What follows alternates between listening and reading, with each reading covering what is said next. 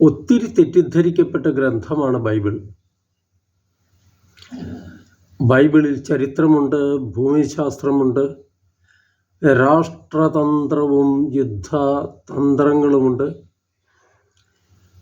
ഇതിൽ സാരോപദേശങ്ങളുണ്ട്, നീതികഥകളുണ്ട്, കഥയും കവിതയും ലേഖനങ്ങളുമുണ്ട്. പക്ഷേ ഈ വിജ്ഞാന ശാഖകളൊന്നും ആധികാരികമായി പഠിപ്പിക്കുന്ന ഗ്രന്ഥമല്ല ബൈബിൾ. ആധുനിക ശാസ്ത്രശാഖകളുടെ കണ്ണിലൂടെ നോക്കുമ്പോൾ ബൈബിളിൽ പല തെറ്റുകളും കാണാം. ദൈവവും മനുഷ്യനും തമ്മിലുള്ള ബന്ധം നേരെയാക്കുകയാണ് ബൈബിളിൻ്റെ ലക്ഷ്യം. ദൈവവചനം മനുഷ്യവചനത്തിൽ ലിഖിതമായപ്പോൾ അതൊരു ബൃഹത് ഗ്രന്ഥമായി. 40ഓളം ലേഖകർ വിവിധ ദേശ, സംസ്കാര, ഭാഷാ പരിധികളിലിരുന്ന് 1200-ലധികം വർഷം കൊണ്ട് എഴുതിയതാണ് ഈ ഗ്രന്ഥം.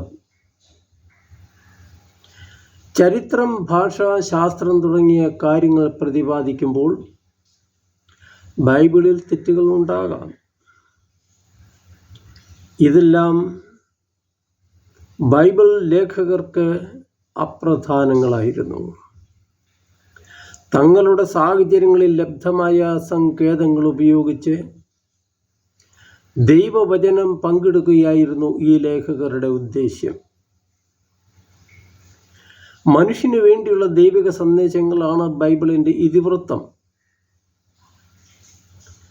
ഒരപ്പൻ തൻ്റെ മക്കൾക്ക് അയച്ച കത്തുപോലെ ബൈബിളിനെ കാണണം.